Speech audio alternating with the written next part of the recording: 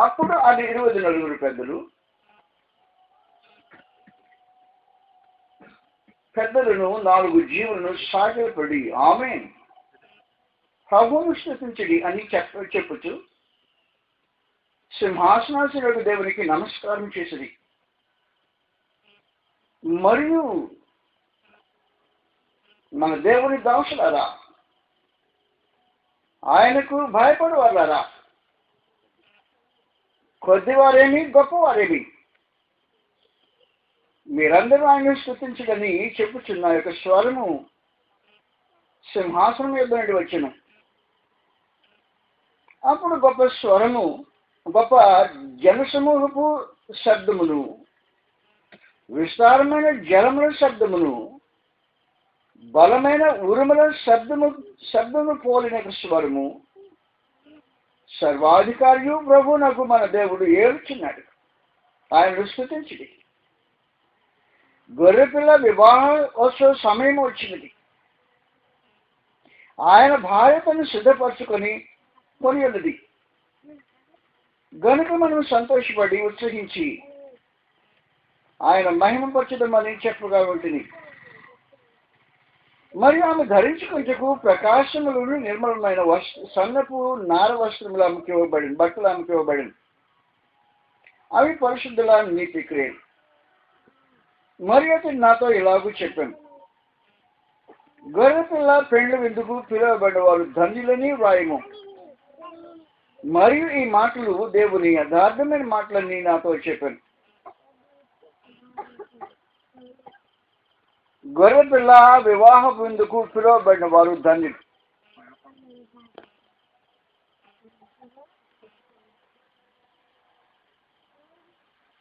గొర్రెపిల్ల యొక్క భార్య ఓ ప్రక్కనే, వేశ్య మరొక ప్రక్కనే పనిచేస్తూ ఉంది. ఈ ప్రకటన గ్రంథం ఎందుకు మీరు మొదలెట్టారో నాకు అర్థం కాల. అంత నేర్పగలిగిన పండితుడు ఇక్కడ నాకు ఎవరు కనిపించట్లా.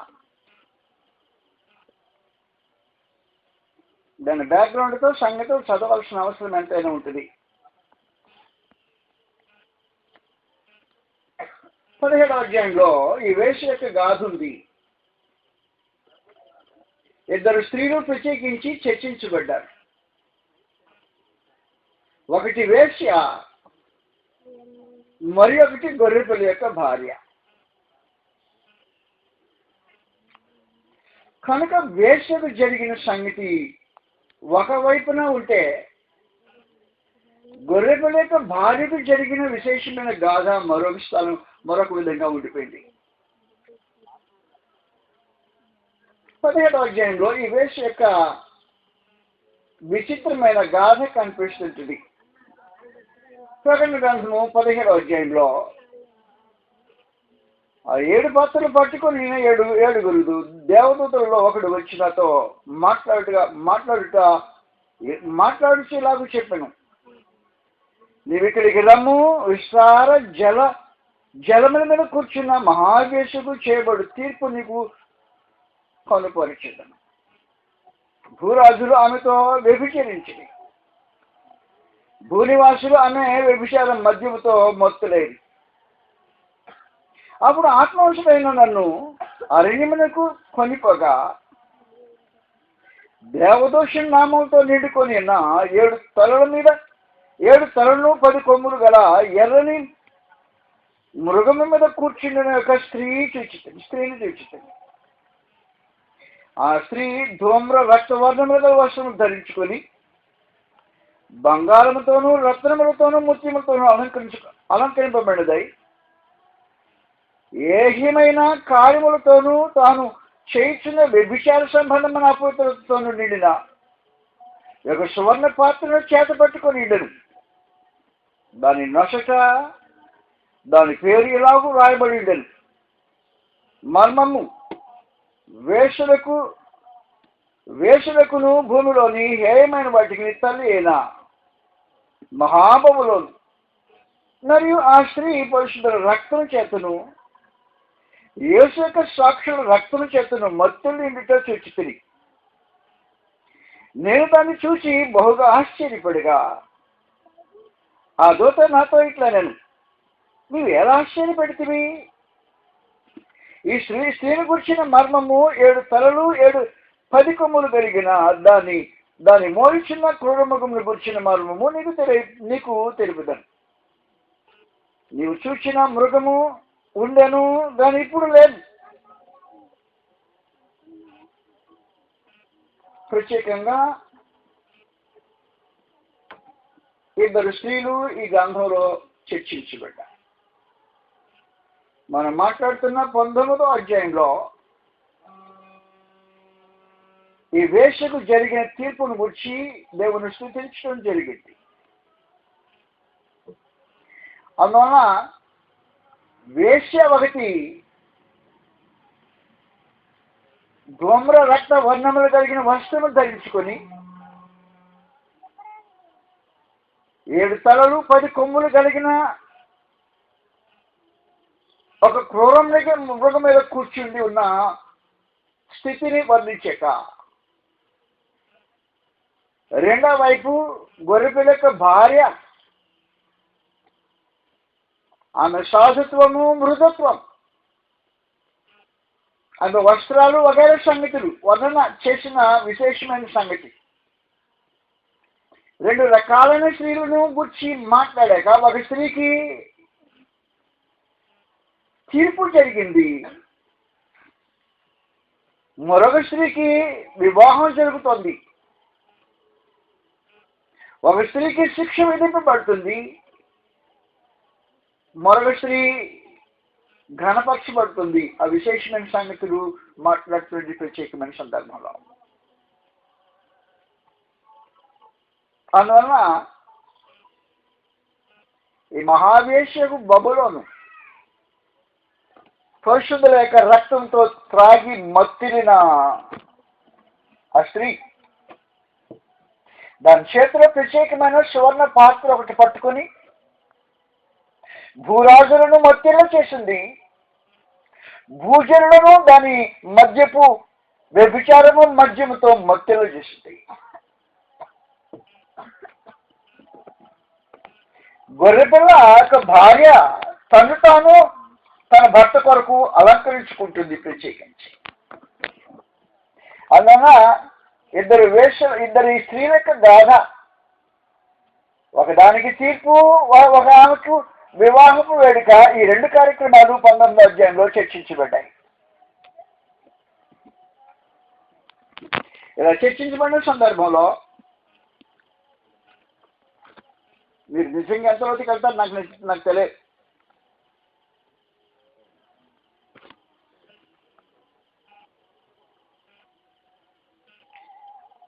అటు తర్వాత బహు జలముల వంటి గొప్ప స్వరము పరలోకమందు ఇలాగూ చెప్పగా పెట్టింది, ప్రభువును స్తుతించుడి, రక్షణ మహిమ ప్రభావములు మన దేవునికే చెల్లును. ఆ తీర్పులు నిత్యములను న్యాయములను అయినవి. తన వ్యభిచారముతో భూలోకమును చెరిపిన గొప్ప వేషకు జరిగిన వేషకు ఆయన తీర్పు తెచ్చి తన దోషుల రక్తమును బట్టి దానికి ప్రతిదండన చేశాడు.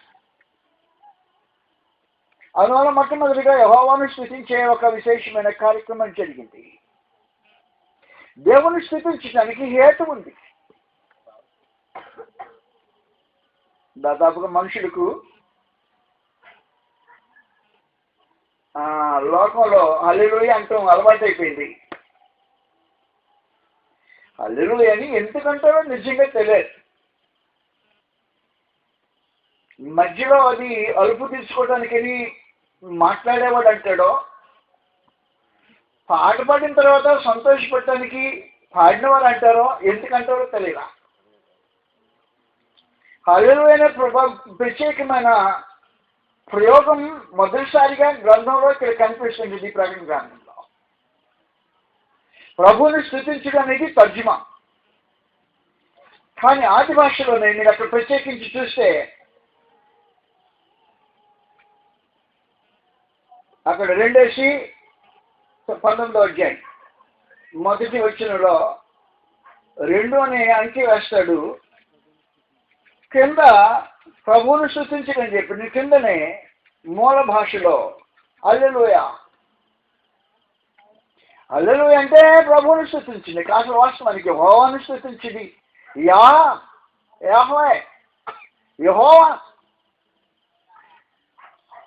యెహోవాను స్తుతించింది అన్నమాట దానికి అర్థం. కానీ యెహోవాను స్తుతించడం అని చెప్పడానికి విశేషమైన కార్యక్రమం ఉంది. అక్కడ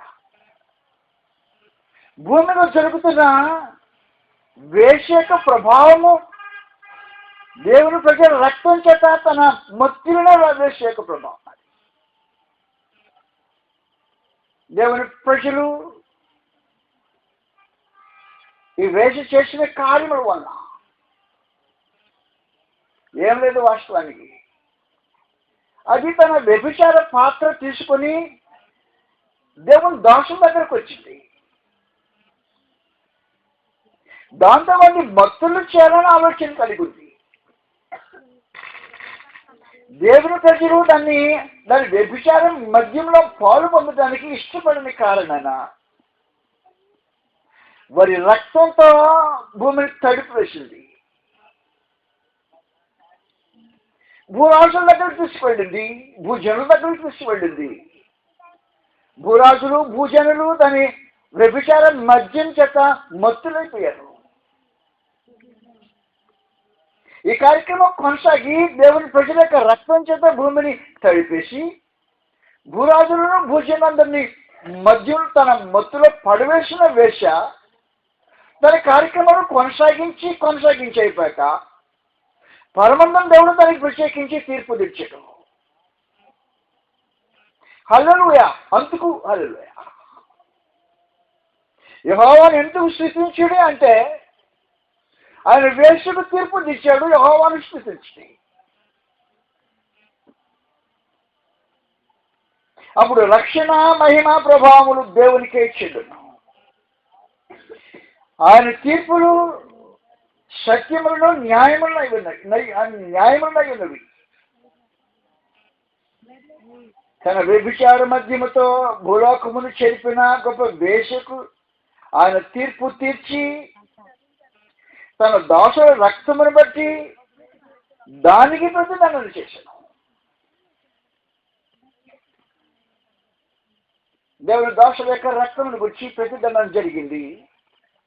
అందుకని ఈ ఘోరమైన వేషకు తీర్పు తీర్చబడింది.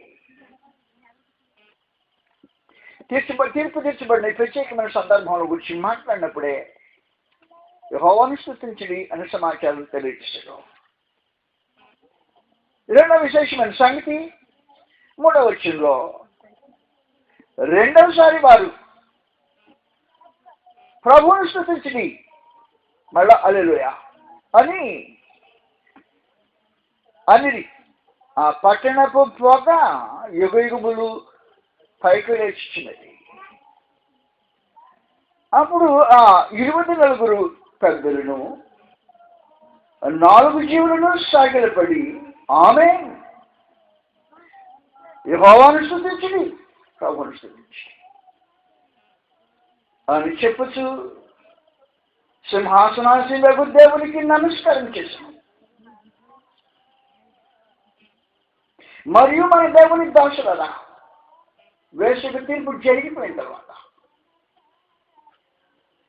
తన వ్యభిచార మద్యముతో భూనివాసులను ప్రక్కనే భూరాజులను ప్రక్కనే మత్తులు చేసి అలాగ అంగీకరించి దేవుని పరిశుద్ధ రక్తంతో భూమిని తడుపు వేసి గొప్ప చలామణిగా ఊరేగిన ఈ వేశ్యకు అందులో ప్రత్యేకించి తను కూర్చున్న వాహనం ఉండే 7 తలలు 10 కొమ్ములు కలిగిన ప్రత్యేకమైన విచిత్రమైన చేత్తో కొనసాగుతూ ఉంది. కానీ దేవుడి తీర్పు జరిగాయి. ఆ వేషం జరిగిన తర్వాత ప్రత్యేకించి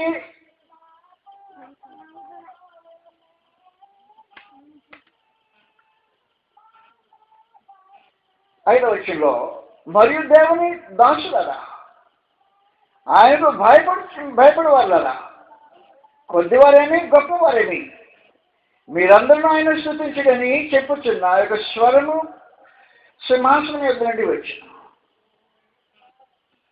అప్పుడు గొప్ప సమూహపు శబ్దంతోనూ విస్తారమైన జలముల శబ్దంతోనూ బలమైన ఉరుముల శబ్దంతోనూ పోలిన యొక్క స్వరం, మహాఘనమైన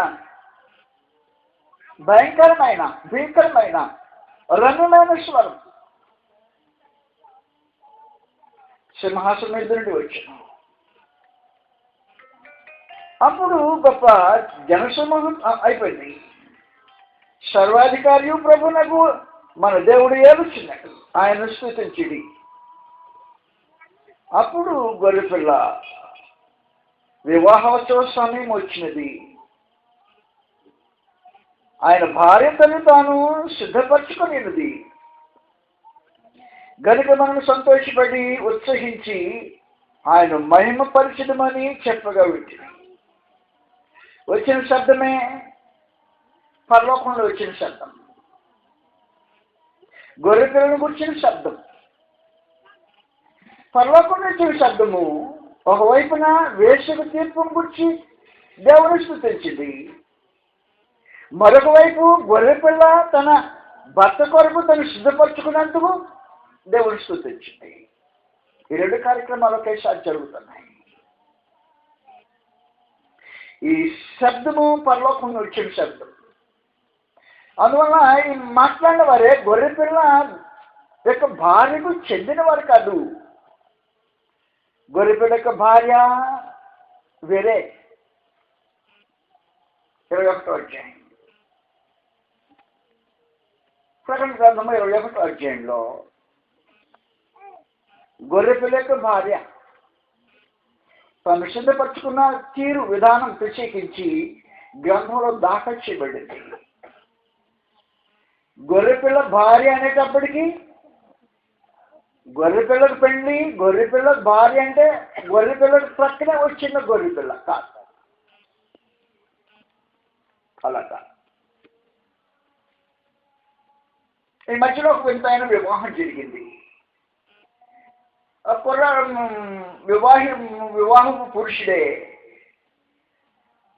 గిన్నిస్ రికార్డులో ఎక్కిన పొట్టివాడు. అంటే భూమి మీద విచిత్రమైన వ్యక్తి. అతనికి పెళ్లి జరిగింది, కానీ పెళ్లి జరిగినప్పుడే ఇతడే గిన్నిస్ బుక్లో ఎక్కిన చిన్న పొట్టివాడైతే తన భార్య తనకి కొంచెం తక్కువగానే వచ్చేసింది. వారు ప్రత్యేకించి చూపించబడ్డారు. కనుక భర్త ప్రక్కన భార్య, అదే గొర్రెపిల్ల యొక్క భార్య చిన్న గొర్రెపిల్ల కాదు. ఈ గొర్రెపిల్ల భార్య వారి మధ్యలో బహు విచిత్రమైన చర్చనీయాంశం. ఇది పరలోకము చర్చనీయాంశం. పరలోకమంలో దేవదూత గణ మధ్యలో చర్చనీయాంశం. గొర్రెపిల్ల యొక్క భార్య విశేషమైనది.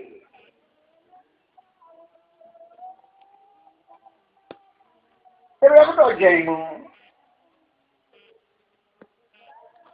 9వ వచనం నుండి సంగతులు రాయబడున్నాయి. అంతటా ఆ కడపటి 7 తెగుళ్ళతో నిండిన 7 పాత్రలను పట్టుకొని ఉన్న 7 దేవదూతలు ఒకడు వచ్చి, ఇటు రమ్ము, పెళ్లి కుమార్తెను అనగా గొర్రెపిల్ల యొక్క భార్య. మీరు చూశారు గొర్రెపిల్ల భార్య, అదిగో ఆమె పెళ్లి కుమార్తె. ఒకటి వేశ్య, ఒకటి పెళ్లి కుమార్తె. ఒకటి భూజనులు పాడు చేసింది, మరొకటి భూజనుల్లో నుండి మహాదేవుని మహింపరిచే విచిత్రమైన వ్యక్తిగా రూపొందింది. ఒకడు వచ్చి, ఇటు రమ్ము, పెళ్లి కుమార్తెను అనగా గొర్రెపిల్ల యొక్క భార్య నీకు చూపదని నాతో చెప్పి, ఆత్మవశుడైన నన్ను ఎత్తైన గొప్ప పర్వతముల మీదకి కొనిపోయి యెరూషలేము అను పరిశుద్ధ పట్టణము దేవుని మహిమ కలదై పరలోకమందున దేవుని ఎదురు నుండి దిగి వచ్చినాము చెప్పాను. యోహాను గారిని పిలిచి పరలోకపు దేవదూత ఒక వింతైన సంగతి చెప్పేసింది. యోహాను ఇలాగా గొర్రెపిల్లకు భార్యం చూపిస్తా, గొర్రెపిల్లకు భార్యం చూపిస్తాను అని ఒకవేళ యోహాను మనసులో ఎలాంటి భావన వచ్చిందో నిజంగా నాకు తెలియదు. అతడు గొర్రెపిల్లకు భార్యతో పరిచయం ఉన్నవాడు కాదు, గొర్రెపిల్లకు భార్యగా రూపొందిన వాడు తాను ఒకటి. అందువల్ల గొర్రెపిల్ల భార్యను చూపిస్తాను అనేటప్పటికీ తన ఊహల్లో ఏమీ మెదులయ్యో నిజంగా నాకు తెలియదు. పరలోకమందు తను దర్శన రూపంగా సంచరించుతూ చూపించబడే అనేక విచిత్రమైన సంగతులు చూస్తూనే ఇలాగా గొర్రెపిల్లకు భార్యని చూపిస్తాను అనేటప్పటికి ఆశ్చర్యంగా యోహాను చూస్తుంటే అది ఒక గొర్రెపిల్లకు భార్య అన్నాడు. ఈ గొర్రెపిల్లకు భార్య చిన్న గొర్రెపిల్ల కాదు, మగ గొర్రెపిల్ల ప్రక్కనే ఒక చిన్న ఆడ గొర్రెపిల్ల కాదు. ఒక ఆయన పొట్టివాడు ఉంటే ఆ పొట్టివాడి భార్య ఆయనకంటే కొంచెం తక్కువైన పొట్టినని మనిషి, అలాంటిది కాదు అది వాస్తవం. అందువల్ల గొర్రెపిల్ల భార్య చూపిస్తాను ప్రత్యేకించి మాట్లాడితే ఆశ్చర్యంగా చూస్తున్న యోహాను యొక్క దృష్టికి తేబడుతున్న సంగతి రాయబడింది ఇక్కడ. ఇటురమ్ము పెళ్లి కుమార్తెను అనగా గొర్రెపిల్లకు భార్యకు కనపరుచుతునని నాతో చెప్పి ఆత్మవశుడైన నన్ను ఎత్తైన గొప్ప పర్వతం మీదకి తీసుకుని పోయి చూపించింది. ఎవరిని? యెరూషలేమును పరిశుద్ధ పట్టణము, దేవుని మహిమ కలదై పరలోకమందున దేవుని యొద్ద నుండి దిగి వచ్చి నాకు చెప్పాను. నేను గొర్రెపిల్ల భార్యను చూద్దాం అనుకుంటే ఏంటి పట్టణం దించుతున్నాడు ఆయన. పట్టణం దిగుతుంటే గొర్రెపిల్ల భార్య అంటాడేంటి? గొర్రెపిల్లకు ఈ పట్టణం నుంచి పెళ్లి చేస్తాడా? సరే ఒకటి మొదటి నుండి అంతే నేను కొత్త ఆకాశమును కొత్త భూమిని చూస్తుంది. మొదటి ఆకాశము మొదటి భూమి గతించిపోయింది, సముద్రము ఇకను లేదు. మరియు నేను నూతనమైన యెరూషలేము అను ఆ పరిశుద్ధ పట్టణము తన భర్త కొరకు అలంకరించుకుని పెళ్లి కుమార్తె వలె సిద్ధపడి పరలోకమందున దేవుని యొద్ద నుండి దిగి వచ్చి సూచిస్తుంది. కనుక ఈ గొర్రెపిల్లకు భార్య పట్టణమే, ఈ పట్టణం సిద్ధపడిన పట్టణం. ఈ పట్టణాన్ని గురించి ప్రత్యేకించి మాట్లాడుతున్నాడు. కింద ఎలాగో సిద్ధపరచబడిందో ఈ పట్టణం 11వ వచనం నుండి దాని అందరి వెలుగు ధగ మరియు సూర్యకాంతం వంటి ఆ మూల్యమైన రత్నము పోయింది. ఆ పట్టణమునకు ఎత్తైన గొప్ప ప్రాకారములను 12 గుమ్మములు ఉండేవి. ఆ గుమ్మముల యొక్క 12 దేవదూతలుండి. ఇశ్రాయేలు 12 గోత్రముల నామములు ఆ గుమ్మముల మీద వ్రాయబడినవి. తూర్పు వైపున 3 గుమ్మములు, ఉత్తరం వైపున 3 గుమ్మములు, దక్షిణ వైపు 3 గుమ్మములు, పశ్చిమ వైపు 3 గుమ్మములు ఉన్నవి. ఆ పట్టణపు ప్రాకారము 12 పునాదులు కలిగి, ఆ పునాదుల పైన గొర్రెపిల్ల యొక్క 12 అపోస్తలుల పేర్లను 12 పేర్లను దాని కనబడుచున్నవి. ఆ పట్టణము దాని గుమ్మములను ప్రాకారములు కొలుచుటకై నాతో మాట్లాడవాని యొక్క బంగారు కొలకర్ర ఉండెను. ఆ పట్టణము చచ్చలమైంది, దాని పొడవు దాని వెడల్పుతో సమానం. అతడు ఆ కొలకరతో పట్టణం కొలువుగా దాని కొలత 750 క్రోషులైనది. ఇలాగ పట్టణం యొక్క విశేషమైన సంగతుల గురించి మాట్లాడి అది గొర్రెపిల్ల యొక్క భార్య.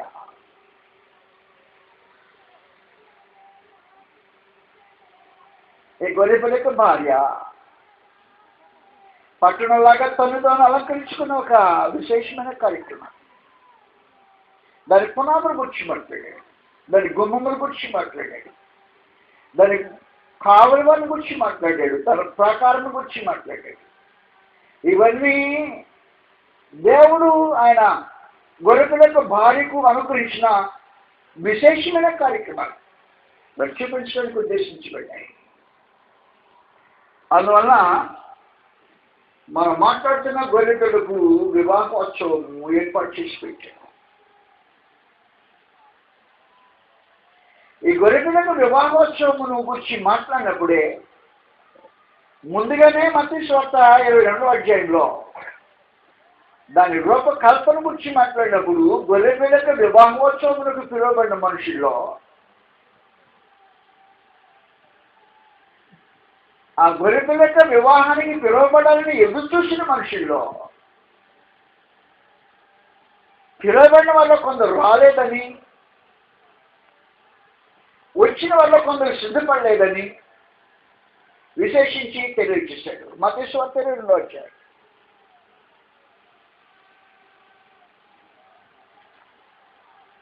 మత్తయి సువార్త 22వ అధ్యాయంలో రాజు తన కుమారునికి పెళ్లి విందు చేసే విశేషమైన కార్యమును గురించి వివరించబడింది.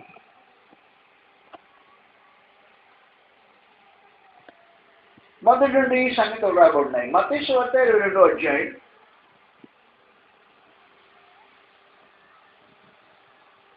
మొదటి నుండి. యేసు వారికి ఉత్తరం ఇస్తూ తిరిగి ఉపమాన రీతిగా ఇట్లనెను. పర్వత రాజ్యము తన కుమారునికి పెళ్లి విందు చేసిన ఒక రాజును కలిగినది. ఆ పెళ్లి విందుకు పిలువబడిన వారిని రప్పించుటకై అతను తన దాసులను పంపినప్పుడు వారు రానలేకపోయింది. కాగా అతడు ఇదిగో నా విందు సిద్ధపరిచిన్నాను. ఎద్దులను క్రొవ్విన పశువులు వధింపబడినవి, అంతయు సిద్ధంగా ఉన్నది. పెళ్లి విందుకు రెండని పిలువుడని వారితో చెప్పుడని వేరే దాసులకు పంపని కానీ వారు లక్ష్యం చేయక ఒకడు తన పొలమునకును మరి ఒకడు తన వర్తకమునకును వెళ్ళింది. తక్కిన వారు అతని దాసులను పట్టుకొని అవమానపరిచి చంపిరి. కాబట్టి రాజు కోపపడి తన దండను పంపి ఆ నరహంతకులను సంహరించి వారి పట్టణంలో తగులు పెట్టించను. అప్పుడు అతడు పెళ్లి విందు సిద్ధముగా ఉన్నది. దాని పిలువబడిన వారు పాత్రలు కారు కనుక రాజమార్గంలోకి పోయి మీకు కనబడిన వారందరినీ పెళ్లి విందుకు పిలువడని తన దాసులతో చెప్పాను. కథ మనం కొనసాగించడానికి ముందుగా మొదటి భాగంలో పెళ్లి విందుకు పిలువబడిన వారు యూదా జనాంగం.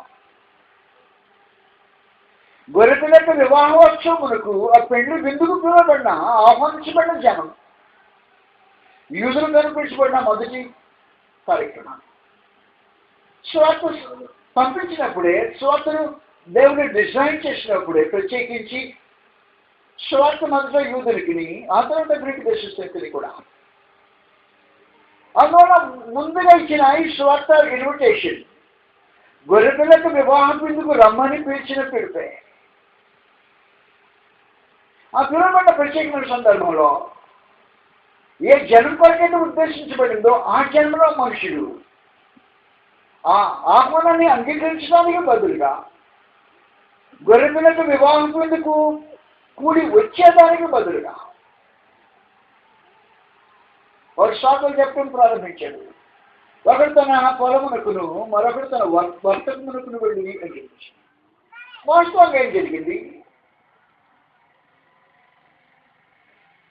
ఆహ్వానించబడినప్పుడే పెళ్లి విందుకు పోయేదానికి బదులుగా ఒకడు తన పొలమునకును ఒకడు తన వర్తకమునకును, ఎందుకంటే విపరీతంగా కార్యక్రమం చేసింది. పిలిచినప్పుడే చెప్పిన సాకులు విపరీతమైన సాకులు చెప్పినప్పుడు ఒకడు అన్నాడు, నేను 5 జతలు ఎడ్లు కొన్నాను. ఎడ్లు కొన్న తర్వాత ఏం చేయాలి? అప్పుడు పోయి చూస్తావా? ఎడ్లు కొన్న తర్వాత చూస్తావా? చూసి కొంటావా? ఎడ్లను చూసి కొంటావు, కొని చూడవు. అందువల్ల విపరీతమైన సభ చెప్పడం ప్రారంభించాడు. ఒకడు, నేను 5 జతల ఎడ్లు కొన్నా, నాటానికి కొంత దూరం చూడబెడుతున్నాను అనిపిస్తాడు. అదంతా ఎమర్జెన్సీయా. రెండో వాడు, నేను పొలం కొన్నాను కాబట్టి మళ్ళీ దాన్ని చూడటానికి పెడుతున్నా. ఇంకొకటి విచిత్రంగా విడ్డూరం కానీ, నేను వివాహం చేసుకున్నా రాలేను అంటే. అందువల్ల వారు చెప్పిన సాకులు వివాహము విందుకు, గొర్రెపిల్లతో సహవాసానికి, గొర్రెపిల్లతో ఆనందించడానికి, క్రీస్తుతో పాటు దేవుని కృప మహాదర్శనం అనుభవించిన తీర్పునే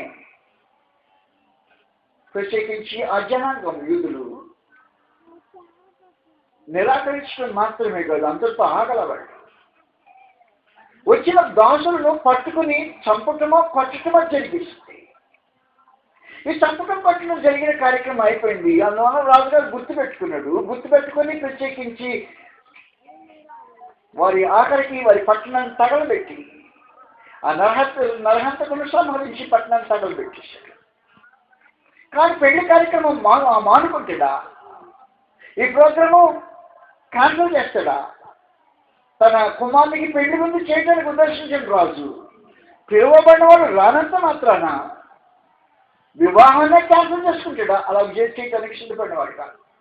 అందువల్ల ఆ ప్రత్యేకమైన సందర్భంలో ఆయన వేరే దాసులను పంపి పెళ్లి విందుకు మనుషులు రప్పించడానికి ప్రయత్నం చేశాడు. చదువుతాను క్రింద తీసి, కాబట్టి రాజు కోపపడి తన దండను పంపి ఆ నరహంతకులను సంహరించి వారి పట్టణమును తగులు పెట్టించినట్టు ఎబిషులను కాల్చివేశాడు. యూదులను నిరాకరించిన యూదులను దేవుడు రాజు గారు సంహరించాడు చెప్పేసిన సమాచారం అయిపోయిన తర్వాత అప్పుడు అతడు పెళ్లి విందు సిద్ధంగా ఉన్నది. దాని పిలువబడిన వారు పాత్రలు కారు కనుక రాజమార్గములకు పోయి మీకు కనబడిన దాని వారినందరినీ పెళ్లి విందుకు పిలువడని తన దాసులతో చెప్పు. ఆ దాసులు రాజమార్గములకు పోయి చెడ్డవారినేమి మంచివారినేమి తనకు కనబడిన వారిని అందరినీ పోగు చేసి కనుక విందుకు వచ్చిన వారితో ఆ పెళ్లిశాల నిండెను. ఆ రాజకుమారుని యొక్క వివాహపు ఉత్సవంలో రెండవ కార్యక్రమం అది. వెళ్ళిపోయిన దాసులు పెద్ద మంచివారినేమో చెడ్డవారినేమి పోగు చేసి తీసుకొచ్చేసారు. కాబట్టి రాజుగారి యొక్క పెళ్లిశాల నింపబడింది. కానీ పిలిచిన వాడే రాజుగారు ఉద్దేశించిన ఈ పెళ్లి విందు తన కుమారుడికి చేసిన పెళ్లి విందు కనుక పిలువబడిన వారు సిద్ధపరచబడిన వారై ఏర్పరచబడిన వారే ఉండటం అనేది అని ఉద్దేశమైంది. అందువల్ల నేను గతంలో అనేక స్థలంలో తెలియజేసినట్టుగా ఈ పెళ్లి విందు సంబంధించిన విశేషమైన సంగతి ఏమంటే, రాజుగారు ఏర్పాటు చేసిన ఈ పెళ్లి శాల మహావిశాలమైన స్థలం. దాని 4 వైపులా ప్రత్యేకమైన గేట్లు, ప్రతి తూర్పు నుంచి పడమ నుండి ఉత్తరం నుంచి దక్షిణం నుండి వచ్చే వారికి శాలలో ప్రవేశించక ముందుగా బయట అక్కడే స్నాన వాటికలు పెట్టి బట్టలు మార్చుకుని ఏర్పాట్లు చేసి పెట్టేసి, అందువల్ల నీ ఏ వస్త్రాలతో వస్తావో అది వేరే సమాచారం. నువ్వు ఏ వస్త్రాలతో వచ్చినా పెళ్లి విందుకు వచ్చేసావు అంటే విందులో ప్రవేశించడానికి ముందుగా బయటనే రాజుగారి కృపా ఏర్పాటు, వచ్చిన వారికి ప్రత్యేకమైన ఆహ్వానం. అందువల్ల అక్కడ స్నానం చేయించి వేరు బట్టలు వేసి పెళ్లి వస్త్రానికి సంబంధించిన బట్టలు వేసి పెళ్లి శాలలోనికి ఆహ్వానించి ప్రత్యేకమైన ఆహ్వానము రాజు ప్రజలకు పంపించిన సమాచారం. దాన్ని లక్ష్య పెట్టకుండా ఒకటి మాత్రం ఏమీ లక్ష్య పెట్టకుండా ఏర్పాట్ల గురించి ఆలోచన చేయకుండా రాజు యొక్క ఏర్పాటు జ్ఞానము అని పద్ధతుల గురించి ఆలోచన చేయకుండా ఏకాఏకిని తన బట్టలతోనే ఒక లోనికి వచ్చి కూర్చున్నాడు. లోనికి వచ్చి కూర్చుంటే రాజు తన కుమారుని పెండ్లి విందులో వచ్చిన గెస్ట్ అంటే అతిథులను దర్శించడానికి లోపలికి ప్రవేశించి ఒక్కొక్కరిని చూసుకుంటూ వచ్చేస్తున్నాడు. అంతలో ఒక మనిషి కనిపించాడు. అందరికంటే విడ్డూరంగా వింతగా కనిపించిన మనిషి. ఆ మనిషి దగ్గర నిలబడ్డాడు. స్నేహితుడా, పెళ్లి వస్త్రం లేకుండానే లోపలికి ఎందుకు వచ్చేవాడిని? పెళ్లి వస్త్రం లేకుండా లోపలికి ఎందుకు వచ్చామని అడిగిన ప్రత్యేకమైన సందర్భంలో అతడు లేచి నిలబడి నిరుత్తరుడై, అంటే ఏ సమాధానం చెప్పడానికి వీలేని స్థితిలో నిలిచాడు. అంటే ఏంటి? నేను పద్ధతులు పాటించకుండా లోపలికి వచ్చి కూర్చున్నా. నువ్వు పద్ధతులు పాటించకుండా లోపలికి వచ్చి కూర్చోడానికి ఈ వివాహ విందు సంబంధమైన ఏర్పాటు చేయాల. కానీ రాజు తన కుమారుడికి పెళ్లి విందు ఏర్పాటు చేసిన రోజున ఒక కోణం నుంచి దాన్ని చర్చించిన ప్రత్యేకమైన సందర్భంలో లోపలికి ప్రవేశించిన వాడు అక్కడున్న సిస్టమ్, ఆహ్వానించబడిన విధానాన్ని గౌరవించి లోపల ప్రవేశించాలి. కనుక నువ్వు ఎక్కడున్నా పిలిచిన మాట వాస్తవమే. దాని విషయమైన ఏ విచక్షణ, అంటే దాని విషయమైన పార్షియాలిటీ ఏమంటారు, దాని విషయమైన ఏ పక్షపాతం లేకుండా, కరెక్ట్, ఏ పక్షపాతం లేకుండా అందరికి ఇచ్చిన ఆహ్వానం వాస్తవమే. కానీ పెళ్లి విందులోకి వచ్చే మనుషుడు ప్రత్యేకించి ఆ విందు యొక్క పద్ధతిని, క్రమాన్ని, అమర్యాదను, రాజు కుమారుని యొక్క పెళ్లి విందుకు ప్రవేశించే విధానాన్ని పాటించి గౌరవించి లోపలికి రావాలి అని గొర్రెపిల్లక వివాహం విందును గురించి మాట్లాడిన ఒక విషయం సందర్భాన్ని ఆయన తెలియజేశాడు. ఇప్పుడు మనం మాట్లాడుతున్న గొర్రెపిల్లక వివాహం గురించిన సందర్భమే. గొర్రెపిల్ల భార్య తను తానే సిద్ధపరచుకుని వచ్చిన సందర్భం. గొర్రెపిల్ల యొక్క భార్య తను సిద్ధపరచుకుని వచ్చిన విధానంలో మొదటి సంగతి, దాని పునాదులు అపోస్తలుల బోధతో వేయబడిన పునాదులు. అది పట్టణం, గొర్రెపిల్ల యొక్క భార్య. అందువల్ల గొర్రెపిల్ల యొక్క భార్య అంటే మళ్ళీ స్త్రీ అని, పురుషుడని ఆలోచన మనుషులకు రాకుండా ఉండే నిమిత్తం గొర్రెపిల్ల అనేది క్రీస్తు ప్రభువుకు దేవుని యొక్క పెండు కుమారుడు, రాజకుమారుడు అంటలేదు. ఇప్పుడు దేవుని గొర్రెపిల్ల అని క్రీస్తు యేసు వర్ణించబడిన తర్వాత గొర్రెపిల్లని ఎప్పుడైతే మాట్లాడాడో ఇట్స్ రిలీజియస్ సింబల్.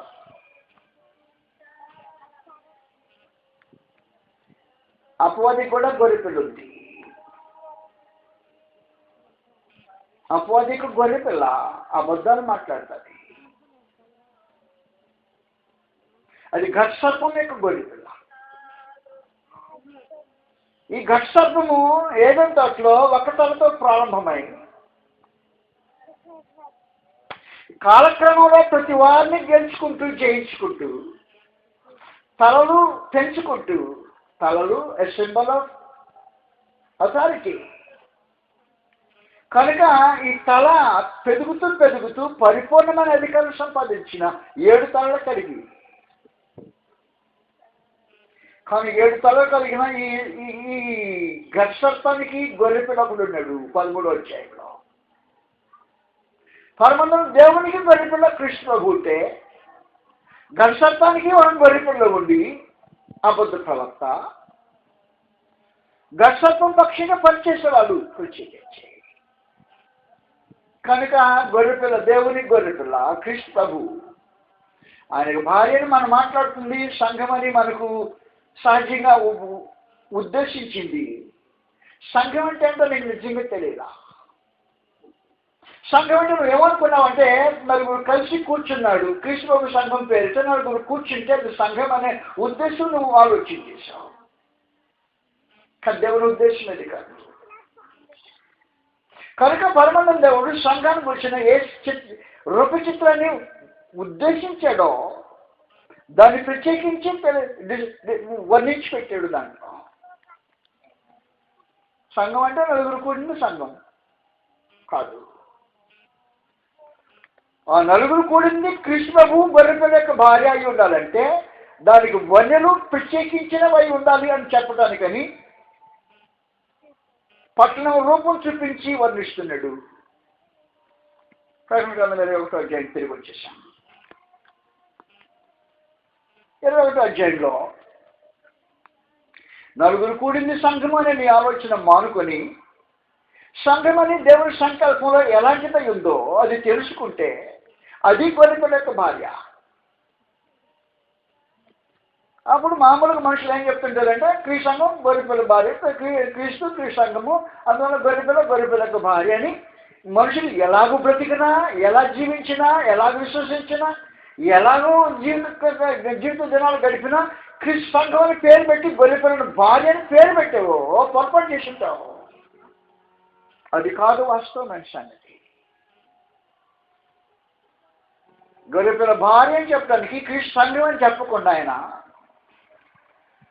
సంఘం అంటే మనమందరం ఆలోచన చేస్తామని, అపార్థం చేసుకుంటామనే ఉద్దేశంతో నువ్వు అర్థం చేసుకునేది సరైనది కాదు. గొర్రెపిల్ల భార్య అంటే నువ్వు అనుకున్న సంఘం కాదని చెప్పడానికి గాను దానికైనా ప్రత్యేకించి సమాచారం వర్ణించి పెట్టేసాను. అందువల్ల తిరిగి నేను మనం 21వ అధ్యాయంలో ఈ సమాచారం తెలియజేస్తాం. ప్రకటన గ్రంథము 21వ అధ్యాయంలో 2వ వచనం నుండి, మరియు నేను నూతనమైన యెరూషలేము అను ఆ పరిశుద్ధ పట్టణము తన భర్త కొరకు అలంకరించుకున్న పెండు కుమార్తె వలె సిద్ధపడి పరలోకం నుండి దిగి వచ్చి చూచింది. భర్త కొరకు అలంకరించుకున్న పెండు కుమార్తె పట్టణం. ఈ పట్టణము సంఘమునకు సింబల్ అయిన పట్టణం ప్రత్యేకించి. అందువల్ల నేను ఇంతకుముందు చెప్పినట్టుగానే మరోసారి 9వ వచనం చదువుతుంటాం. 21వ అధ్యాయం 9వ వచనం, అంతటా కడపడి 7 తెగులతో నిండిన 7 పాత్రలు పట్టుకుని 7 దూతలలో ఒకడు వచ్చి, ఇటు రమ్ము, గొర్రెపిల్ల భార్యను అనగా పెండ్లి కుమార్తెను అనగా గొర్రెపిల్ల యొక్క భార్యను నీకు చూపెదనని నాతో చెప్పి ఆత్మవశుడను నన్ను ఎత్తైన గొప్ప పర్వతం మీదకి తీసుకొని పోయి యెరూషలేము అంత పరిశుద్ధ పట్టణము దేవుని మహిమ కలదై పరలోకమందున దేవుని ఎదురు దిగి వచ్చి నాకు చెప్పాను. దాంట్లో ఏముంది? దాని అందరి వెలుగు. గొర్రెపిల్ల యొక్క భార్య వెలుగుమయమైనది, చీకటి సంబంధమైంది కాదు. చీకటి సంబంధమై జీవించుతున్న వాళ్ళు క్రీస్తు సంఘం అనే పేరుతో పెట్టుకుని గొర్రెపిల్ల భార్య ఇవ్వడానికి అవకాశం ఉండదు. చూపించాడు అది గొర్రెపిల్లకు భార్య, దాంట్లో చీకటి ఉండదు. చీకటి సంబంధులైన మనుషులు ఒకవేళ క్రీస్తు సంఘం పేరు పెట్టుకుని మేము గొర్రెపిల్ల భార్య అని ఆలోచన చేస్తే మోసపోతున్నారు. వాస్తవం కాదు. అందువల్ల ప్రత్యేకించి తెలియజేస్తున్న విశేషమైన సంగతి ఏమంటే, ఆయన చూపించిన రోజున గొర్రెపిల్లకు వివాహ బిందుకు రండి అని పిలిచిన రోజున, ఆశ్చర్యం పిలిచిన రోజున, పరలోకం పిలిచిన పిలుపు ఇవ్వబడిన రోజునే భార్య విషయంలో ఈ సందర్భం వర్ణిస్తున్నాడు. మత్తయి సువార్తలోనేమో వచ్చిన మనుషుల సందర్భం, ఇన్విటేషన్ పొందిన వారి దృష్టి నుంచి సంగతి ఆలోచన చేశాడు. కానీ ఇక్కడ ప్రత్యేకించి సంఘం యొక్క రూపుల గురించి ఆలోచన చేసి మాట్లాడుతున్నాడు. దాని అందరి వెలుగు ధగ మెరియు సూర్యకాంతము వంటి అమూల్య రత్నమును పోలి ఉన్నది. గొర్రెపిల్ల భార్య క్రీస్తు సంఘము వెలుగుమయమైనది. మొదటి సమాచారం. ఒకవేళ నువ్వు వెలుగుమయముగా జీవితం కొనసాగించలేదనుకో, నువ్వు కళ్ళగంటూ గొర్రెపిల్ల భార్యని ఊహించుతుంటావు అంతే. జరిగే సమాచారం. రెండవ విశేషమైన సంగతి మాట్లాడాడు. ఆ పట్టణమునకు ఎత్తైన గొప్ప ప్రాకారమును 12 గుమ్మములను ఉండెను అన్నాడు. ఈ ప్రాకారము దాని కాపుదలకు ప్రత్యేకించి ఉద్దేశించబడింది. ప్రవేశించేవాడు గుమ్మముల్లో గుండెనే ప్రవేశించాలి, కానీ గోడలు ఎక్కి దూకడానికి అవకాశం లేని విధంగా దాని కాపుదలను విడిచిపెట్టిందని చెప్పేశాడు.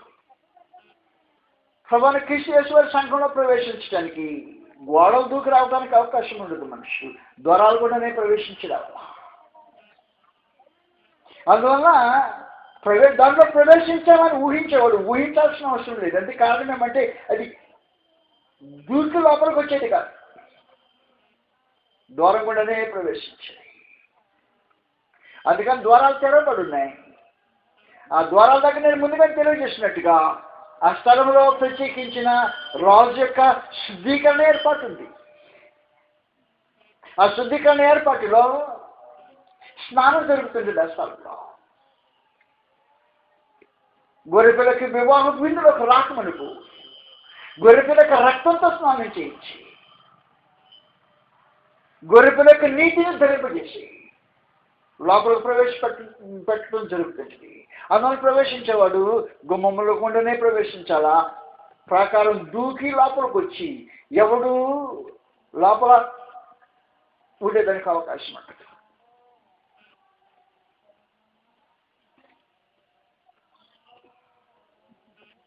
ఆ గుమ్మముల యొద్ద 12 దేవదూతలుండి. మనుషులు అక్కడ ఉన్నారు అనుకో. మనుషులు అయితే ఏం చేయొచ్చు అంటే, మద్రాసు హాస్పిటల్ ఉంది. స్ట్రిక్ట్గా ఆర్డర్స్ ఏమవుతాయంటే గవర్నమెంట్ హాస్పిటల్లో ఫలానా సమయానికి గేట్లు మూసేయాలి, ఫలానా సమయం ఎప్పుడో గేట్లు తెరవాలి. ఈ పేషెంట్లు చూడటానికి ఎవరైనా లోపలికి ప్రవేశించాలంటే ఆ సమయంలో వస్తేనే లోపలికి రానింది, లేకపోతే రానికూడదని స్ట్రిక్ట్ ఆర్డర్స్ ప్రభుత్వం హాస్పిటల్ వాళ్ళు గేట్ కాపల వారికి ఇస్తుంటారు. కానీ మనుషులు ఏం చేస్తారో తెలిసిన, ఆ గేట్ కాపల వాడు గట్టిగా మాట్లాడి పోతానికి లేదయా నా ఉద్యోగం పోతుంది అలాగని ఇలాగని మాట్లాడాడు అనుకో, ఏం చేస్తుంటాడంటే ఎలా చూపిస్తాడు, అలాగంటాడు.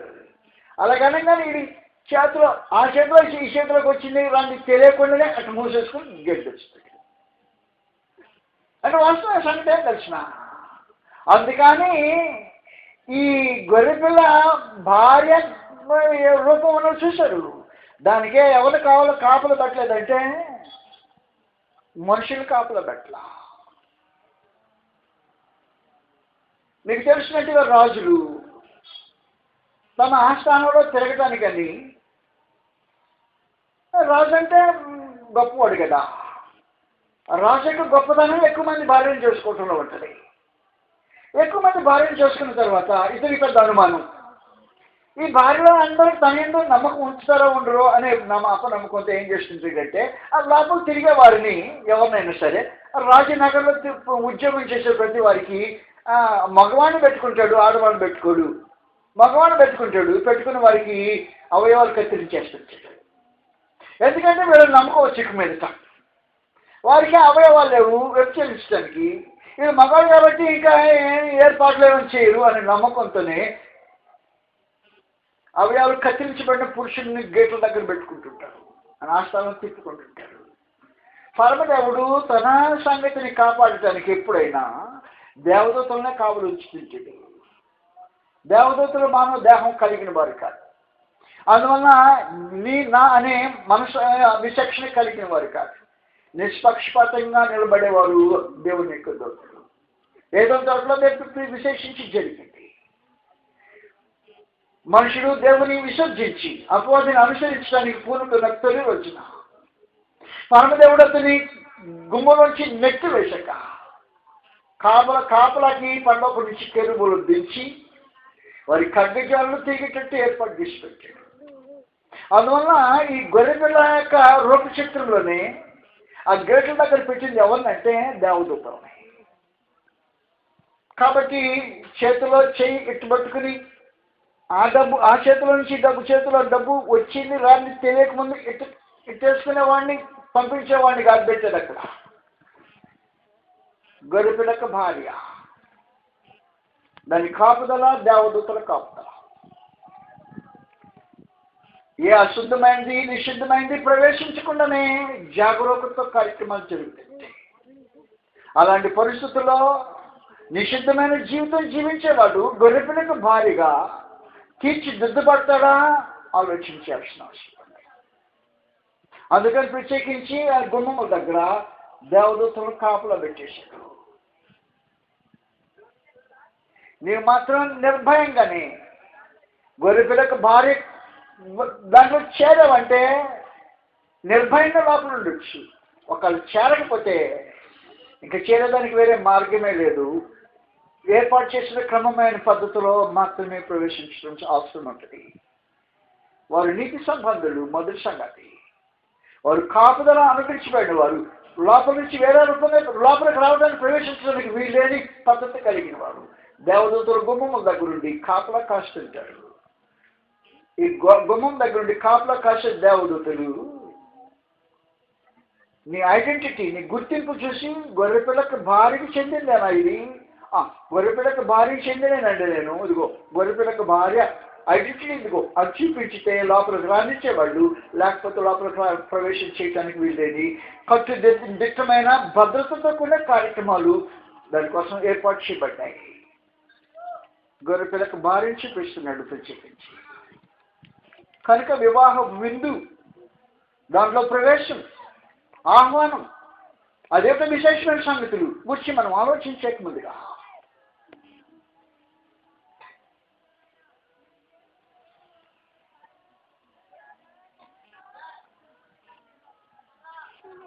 దాని గుమ్మముల గురించి ప్రత్యేకించి మాట్లాడాడు.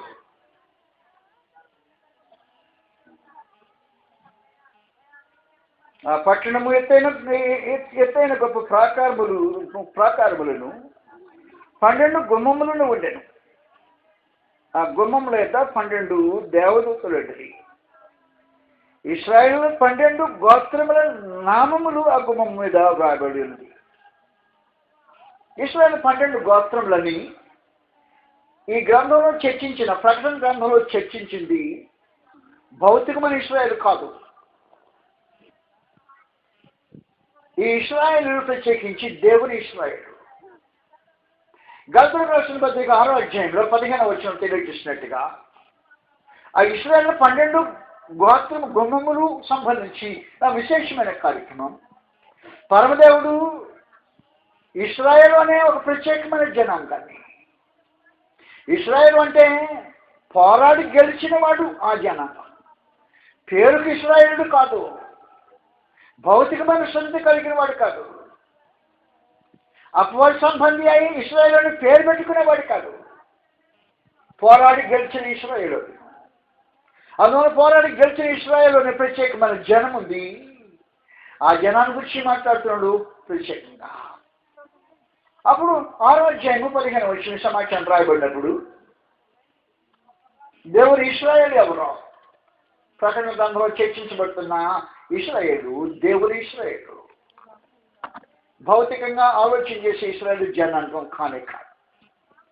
అందువల్ల అలంకారంతో రాయబడిన గ్రంథాన్ని మనము అక్షరార్థంగా చదివి, గొర్రెపిల్లకి భార్య అంటే మామూలుగా చదివి ఆలోచన చేసేదానికి వీళ్ళు లేనో ప్రత్యేకమైన దానికి అర్థం. అది అందుకు మనం దాన్ని టచ్ చేస్తున్నాం.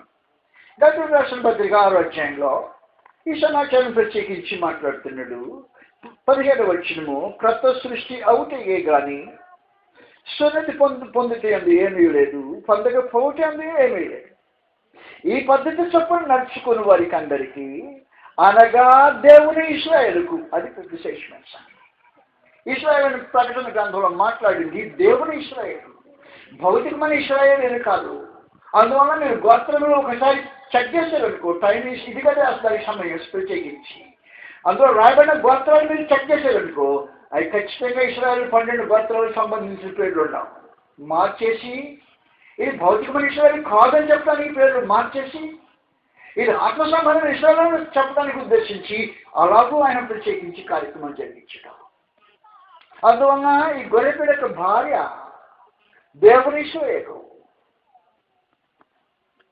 ఇశ్రాయేలు చెప్పుకునే జనాంగం కాదది. భౌతికమైన దాని ఎందుకు అతిశయించే మనుషులు కాదు. ప్రకటన పత్రికలో ఇశ్రాయేలు గురించి మాట్లాడిన విశేషమైన సంగతి రాబోతుంది. రోమీయులకు 2వ అధ్యాయంలో నేను చెప్పేది మీకు ఎంతవరకు అర్థమవుతుందో నాకు నిజంగా తెలియదా. రోమీయులకు 2వ అధ్యాయంలో ఈ సమాచారం రాబడింది. మీకు అందే ఏదైనా సందేశం అడిగినా బాగుండు, నేను వచ్చేది కాల్ తొలగించుకుని దూరం వచ్చాను కాబట్టి మీకు మనకు అనుకూలమైన సంగతి మాట్లాడితే మీకు మీ ఆత్మలకు క్షేమంగా ఉండేదేమో. 2వ అధ్యాయం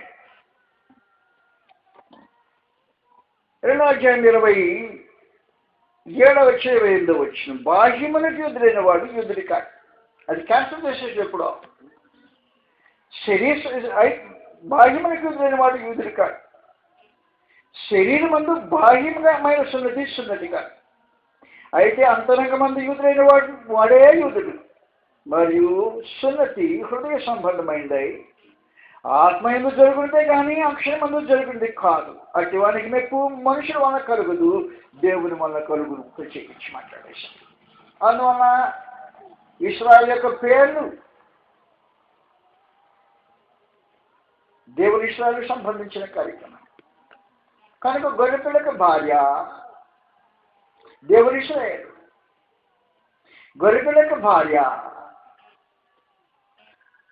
గుమ్మములు కలిగింది, గుమ్మంలో కూడా ప్రవేశించడానికి ఏర్పాటు చేయబడింది. దొంగ దోచుకునే వాళ్ళగానే ఎక్కి దూకే వారికి ప్రవేశం లేకుండా చేసింది. లోపల దగదగ మెరియు ప్రత్యేకమైన వెలుగు మయమైన జీవితం కలిగింది గొర్రెపిల్లకు భార్య. అప్పుడు మాట్లాడుతూ గుమ్మము సంగతి వదిలిపెట్టేసేది. ఇప్పుడు ఏ మార్గం గుండానైనా లోకంలో మనుషులు క్రీస్తు ప్రభు దగ్గరకు వచ్చే అవకాశం ఉంటుంది. 14 వచనంలో ఆ పట్టణపు ప్రాకారము 12 పునాదులు కలది.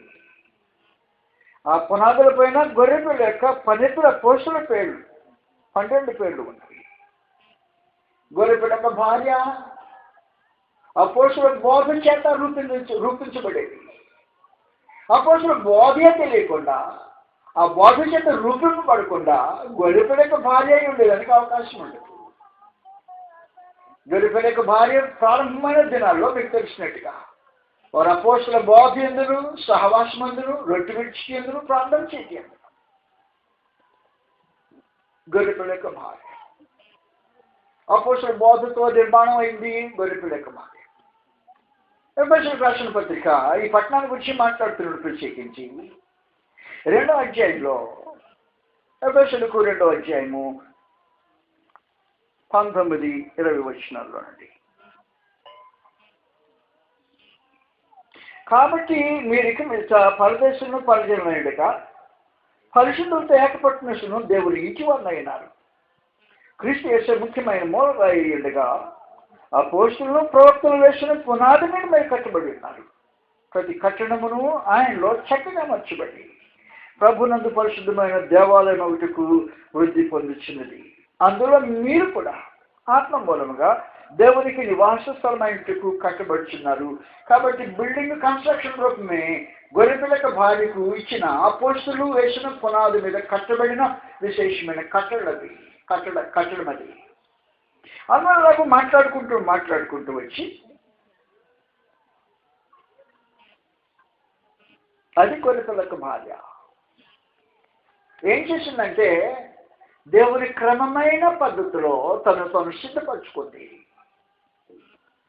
ఆమె వస్త్రాలు ధరించింది, కానీ ఆ ధరించిన వస్త్రాలే దేహం మీద మామూలు వేసుకునే వస్త్రాలు కాదవి. గొర్రెపిల్ల భార్య వస్త్రాలు పరిశుద్ధులకు నీతి క్రియలు. గొర్రెపిల్ల భార్య తమ పరిశుద్ధులు చేసిన నీతి క్రియలతో ధరించుకున్న విశేషమైన సంగతి. ఇలాంటి భార్య ఆ ప్రక్కనే గొర్రెపిల్ల ఇద్దరు కలిసి ఉండేటప్పుడు ప్రత్యేకించి గొర్రెపిల్లకు వివాహ పిలుపుకు రండి అని పిలిచేదట. ఈ పిలుపు 2వ సార్లు పిలిచిపెట్టాడు. ఆయన ఆనందంలో పాల్పొందడానికి మనుషులకు దయచేసిన విశేషమైన కార్యక్రమం కనుక తిరిగి 19వ అధ్యాయం ప్రకటన గ్రంథంలో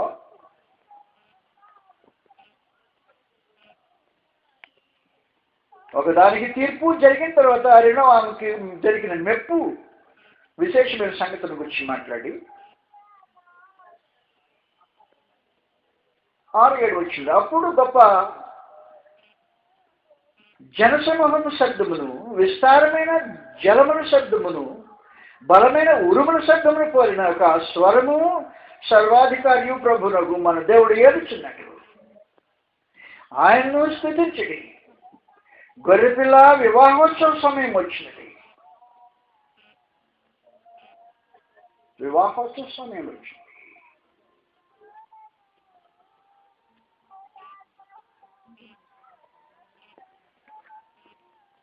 ఈ గొర్రెపిల్ల వివాహోత్సవ సమయం వచ్చింది అనే సందర్భము ఒక కోణంలో ప్రత్యేకించి మత్తయి 25 చర్చించబడింది. ఈ గొర్రెపిల్ల యొక్క వివాహానికి సిద్ధపడే విశేషమైన కార్యక్రమము అందులో రాయబడింది మత్తయి 25 అందువల్ల వాస్తవానికి గ్రంథంలో ఆయా కోణాల నుంచి ఒక విశేషమైన ఒక సంగతి చర్చించబడిందే కానీ ఒకే కోణంలో నుంచి అది వివరించబడింది కాదు. 25వ అధ్యాయము మీకు తెలిసినట్టుగా 10 మంది కన్యలు అనే వేరే సందర్భంలో మనం మాట్లాడుతున్నాయి. బుద్ధి కలిగిన వారు బుద్ధి లేని వారు అని చెప్పని మనం మాట్లాడుతున్నా ఇది గొర్రెపిల్ల యొక్క వివాహానికి సంబంధించిన ఆహ్వానమే. గొర్రెపిల్లతో పాటు వివాహానికి వెళ్ళిపోతుంది ఈ సందర్భంలో. అంటే పెండ్లి కుమారుడు సిద్ధమై వివాహానికి వెళ్ళే ప్రత్యేకమైన సందర్భం అది. 25వ అధ్యాయము మత్తయి సువార్త. మీకు తెలిసినట్టుగా పరలోక రాజ్యము తమ దివిటిని పట్టుకొని పెండ్లి కుమారుని ఎదుర్కొంటకు బయలుదేరిన 10 మంది కన్యకలను పోలేదు. వీళ్ళు 5 బుద్ధి లేని వారు, 5 బుద్ధి కలవారు. నాకు ఈ సంగతి ఎప్పుడో తెలిసినయ్యా. అవును, మీకు తెలుసు వాస్తవం. కానీ తెలియదు ఏంటంటే చదువుతాం ఏం తెలియదు. బుద్ధి లేని వారు తమ దివిటిని పట్టుకొని తమతో కూడా నూనె తీసుకొని పోలేదు. బుద్ధి గల వారు తమ దివిటీలతో కూడా సిద్ధంలో నూనె తీసుకుని పోయి. అసలు సంగతి పెండ్లి కుమారుడు ఆలస్యం చేయగా జరిగిన సమయం అది వాస్తవం. అది అక్కడ మనం గుర్తించిన విశేషమైన సంగతి ఏమిటంటే పెండ్లి కుమారుడు ఆలస్యం చేసిందట. ఆలస్యం చేస్తే ఏం జరిగింది? ఆలస్యం చేస్తే మీరు ఆదమర్చారంతే. అందువల్ల పెళ్లి కుమారుని యొక్క వివాహంలో పాలు పొందడానికి లేదా వివాహము ఉత్సవంలో పాలు పొందడానికి వివాహము విందులో పాలు పొందటానికని మానవ జీవితాలు సిద్ధంగా ఉండాలి అనే ఒక విశేషమైన సంగతిని మాట్లాడాడు మన కోణ. ఎప్పుడు జరుగుతుంది ఇది? ఏమో ఎప్పుడైనా జరుగుద్ది, మొత్తానికి కాదు. అందువల్ల వాస్తవానికి ఏ తరంలో వారు ఆ తరంలో తమ జీవితాన్ని సిద్ధపరచుకోవడానికని ఉద్దేశించి అది ఎప్పుడో జరగబోతుంది అప్పుడు మనం సిద్ధపడదామనే ఆలోచన కాకుండా ప్రతి తరానికి ప్రత్యేకమైన అవకాశం దయచేసి నేను ఈ సంగతి మీకు కొంతమందికి చెప్పానో లేదో. పరమదేవుడు ఏం చేస్తుంటాడండి ప్రత్యేకంగా ఈ తరంలో అకౌంట్స్ ఈ తరంలో ముగించేస్తుంటాడు. అంటే నేను జీవించే కాలం ఉంది, నా బిడ్డలు జీవించే కాలం ఉంది, నా మనవ సంతతి జీవించే కాలం ఉంది. అది తరమని అంటుంది విశేషించి. అందువల్ల నా వయసులో నా రికార్డ్స్ ముగించేస్తుంటాడు. నా వయసు సంబంధించిన నా బిడ్డల వయసు వచ్చింది, రికార్డ్స్ ముగించేస్తుంటాడు. లేదు మనవ సంతతి తరం వచ్చింది, వారి వయసు కొనసాగి అరకు ఆ తర్వాత ముగించేస్తుంటాడు. అలాగే ఆదాము కాడి నుంచి పరమందం దేవుడు ఏ తరాన్ని ఆ తరానికి సంబంధించిన ముగింపులు చేస్తుంటాడు. అలా చేస్తున్న విశేషమైన ఒక కార్యక్రమంలో ఆయన మానవ జాతికి చెప్పే గొర్రెపిల్లకి వివాహాన్ని గురించి మానవ జాతికి చెప్పే మరొక విశేషమైన సంగతి ఏమంటే నీ తరంలో నీకు అవకాశం అనుగ్రహించబడింది, సిద్ధపడవలసిన సమయం ఇదే. ఆ సిద్ధపడవలసిన సమయంలో నువ్వు సిద్ధపడి పెళ్లి కుమారుడు వచ్చినా రాకపోయినా ఆ సమయం జరిగినా జరగకపోయినా నీ మాత్రం సిద్ధంగా ఉండాలని ఒక విశేషమైన సంగతిని చర్చలు చేయటానికని ప్రత్యేకించి ఈ రూపచిత్రాన్ని వేశాడు. అందువల్ల ఈ గొర్రెపిల్ల యొక్క వివాహ ఉత్సవ సమయం వచ్చింది అనే మాట వారికి అనుగ్రహించబడిన ఆనందం, విశ్రాంతి, కృప మహదశైలిని వివరించడానికి ఉద్దేశించబడింది. ఒక ప్రక్కన తమను వేధించిన వేశ్య ఇబ్బంది పెడితే దాని సమస్తాన్ని ఓర్చుకొని సహించి అయిపోయిన తర్వాత గొర్రెపిల్ల క్రీస్తు యొక్క ఆనందంలో పాలు పొందడానికి ప్రత్యేకించి ఆహ్వానించబడింది. గొర్రెపిల్ల యొక్క వివాహోత్సవంలో గొర్రెపిల్ల ఎంత ప్రాముఖ్యమైందో గొర్రెపిల్ల యొక్క భార్య కూడా అంత ప్రాముఖ్యమైందే. పెళ్లికి మాత్రం లేకుండా పెళ్లి జరుగుతాయి. పెళ్లికి మాత్రం లేకుండా పెళ్లి చేస్తారా? చేయరు కాదు. అందరూ ప్రత్యేకించి మీకు మన సాంప్రదాయంలోనే అమ్మాయిని చాలా జాగ్రత్తగా సిద్ధపరుస్తుంటారు. పెళ్లి కుమారుడు పెద్ద విశేషంగా సిద్ధపాటు చేసుకున్నట్టు కనిపించడం, ఈవెన మాత్రం జాగ్రత్తగా ఒక నగిషి కానీ నాజుకు కానీ అందంగానే కనిపించేలాగున సిద్ధపరుస్తుంటారు. ప్రత్యేకమైన అటెన్షన్ ఇస్తుంటారు. అందువల్ల విశేషంగా తెలియని సమాచారం ఏమంటే క్రీస్తు ప్రభువుకు ఎలాంటి గుర్తింపు అనుగ్రహించబడిందో తన గొర్రెపిల్లకు అలాంటి ప్రత్యేక విశేషమైన గుర్తింపు దేవతల సముఖంలో ఇవ్వబడుతుంది. అందుకని గొర్రెపిల్లకు వివాహోత్సవానికి పిలువబడిన వారు ధన్యులు అని ప్రత్యేకించి మాట్లాడిస్తారు. గొర్రెపిల్ల యొక్క భార్య తను తాను సిద్ధపరచుకునే విశేషమైన కార్యక్రమాన్ని గురించి తెలియజేశాడు.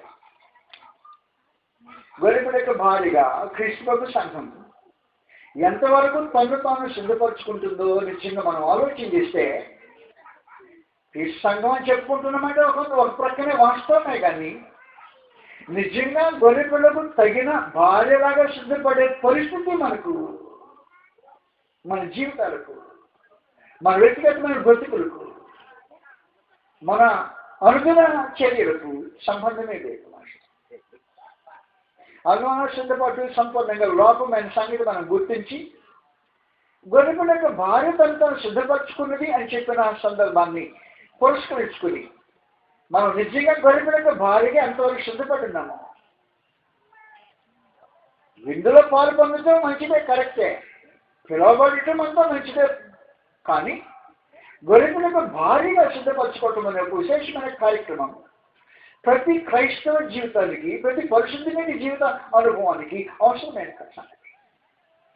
అలా విశుద్ధపాటు లేకుండా మనం ఎన్ని సంగతులు చదువుకున్నా, మాట్లాడుకున్నా, లేకపోతే కథలు వివరించుకుని ఇలాంటి మీటింగులు పెట్టుకున్నా గొర్రెపిల్ల యొక్క భార్యగా తమను తాము సిద్ధపరచుకొని మనిషి జీవితం, క్రైస్తవ జీవితం అర్ధరహితమైన జీవితం మంచిది. ఆనాడు ఒకవేళ సిద్ధపడని పరిస్థితిలో గొర్రెపిల్ల యొక్క భార్యగా రూపొందనే స్థితిలో అంగీకరించడానికి అవకాశం ఉంటుంది. అందువల్ల పరలోకము దృష్టించి గొర్రెపిల్లకు భార్యను చూపించే ఈ ప్రత్యేకమైన సందర్భంలో లోకంలో ఉండే దేవుని పరిశుద్ధులు గొర్రెపిల్లగా రూపొందితే పరలోక సైన్య సమూహము నేను చూడటానికి గొర్రెపిల్ల భార్యగా తగినట్టుగా నేను కనుగొనడానికి ఇష్టపడుతుంది. అందువల్ల చాలా లోతైన స్థలానికి మనం వెళ్ళి ఎదుటానికి ప్రయత్నం చేస్తున్నాం. వాస్తవానికి అందుతుంటే ఇబ్బందిలే, కానీ అందకపోతే గొర్రెపిల్ల యొక్క భార్యగా ఎంతవరకు మనము నిజంగా రూపుదిద్దుపడుతున్నామో, ఎంతవరకు సిద్ధమవుతున్నామో, పెండ్లికి పిలువబడిన వాళ్ళ సంగతి మొదటి ప్రక్కన పెట్టేసాయి. కానీ గొర్రెపిల్ల యొక్క భార్యగా రూపుదిద్దబడటం అనే ఒక విశేషమైన కార్యక్రమంలో మనం చిన్న పాట పాడుతుంటాం, మీకు జ్ఞాపకం ఉంటుంది. ఏమంటే నీ శృతిని పోలి నేను జీవింప నిత్యత్వం ఉందే నీ సంకల్పం. ఏంటి సంకల్పం? నీ కుమారుని పోలి నేను జీవించాలని నిత్యత్వంలోనే సంకల్పం ఏర్పాటు చేస్తుంటా. అలాగూ కుమారుని పోలి జీవించితే గొర్రెపిల్లకు తగిన భార్యగా రూపు అంగీకరించబడడానికి అవకాశం ఉంటుంది. కానీ కృష్ణ ప్రభు జీవించిన విధానం వేరే, మనం జీవించే పద్ధతి విధానం సంపూర్ణంగా వేరే. అప్పుడు మనం గొర్రెపిల్ల యొక్క భార్యను గురించి మాట్లాడడానికి హక్కు, ఆ పెళ్లి విందును గురించి మాట్లాడడానికి అధికారము ఎంతవరకు ఉంది, న్యాయసమ్మతంగా ఆలోచించాల్సిన అవసరం ఉంది. అందువల్ల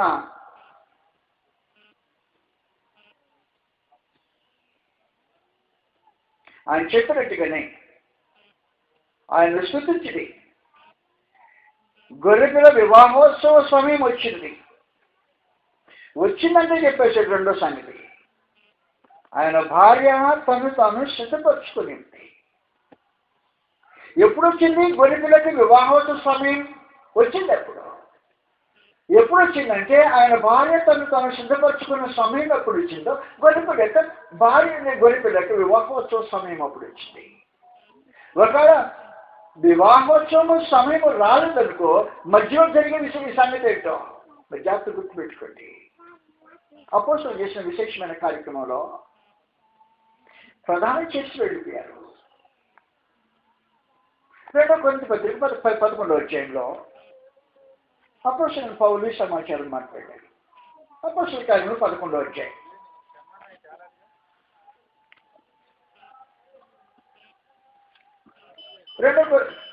తప్పు చెప్పేశాను కదా. 2 కొరింథీ 11వ అధ్యాయం.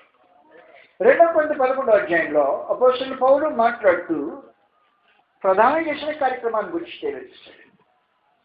ప్రధానం చేసిన కార్యక్రమాన్ని గురించి మాట్లాడుతూ 2వ వచనంలో దేవాసక్తితో మీరు ఆసక్తి కలిగిన, ఎందుకనగా పవిత్రురాలైన కన్యకనుగా ఒక్కడే పురుషునికి అనగా క్రీస్తునికి సమర్పించమని మిమ్మల్ని ప్రదానం చేస్తుంది అన్నాడు.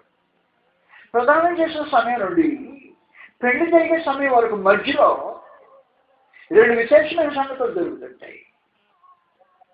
ఏ జరుగుతుంటుందంటే, మనమైతే మన దేశంలో ఆచార వ్యవహారాల ప్రకారం ఆడపిల్ల తరపుళ్ళు మగాడికి కట్నం ఇస్తారు, అంతే కదా? మీ ప్రాంతం అంతేనా ఏర్పాట్లు? ఆడపిల్ల వాళ్ళు మగాడికి కట్నం ఇస్తారు. అది విపరీతమైన సంగతి.